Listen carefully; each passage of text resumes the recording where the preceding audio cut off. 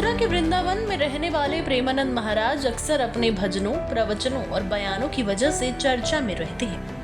भक्तों के बीच उनकी लोकप्रियता काफी ज्यादा है। वहीं अब एक नया विवाद खड़ा हो गया है। प्रसिद्ध संत और तुलसी पीठ के संस्थापक जगत गुरु राम भद्राचार्य ने प्रेमानंद महाराज को लेकर एक बड़ा बयान दिया है। उन्होंने कहा कि प्रेमानंद महाराज को वो ना तो विद्वान मानते हैं और ना ही चमत्कारी संत। दरअसल एक पॉडकास्ट में राम भद्राचार्य ने साफ कहा कि प्रेमानंद महाराज उनके लिए एक बालक समान है और उनके मन में उनके प्रति कोई दुर्भावना नहीं है, लेकिन वो उन्हें चमत्कारी व्यक्ति नहीं मान सकते।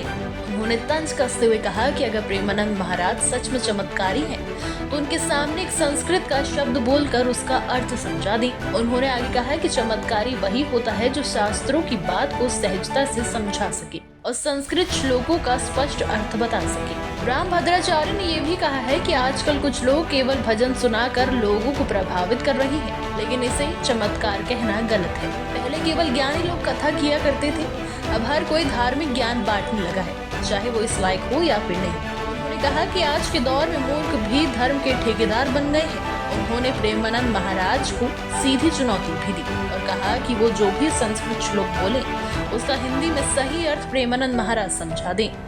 इससे तय हो जाएगा कि कौन सच में ज्ञानी है और कौन नहीं। हालांकि इस पूरे विवाद के बीच ये बात भी सच है कि प्रेमानंद महाराज देश विदेश से लाखों भक्तों के बीच बेहद लोकप्रिय हैं।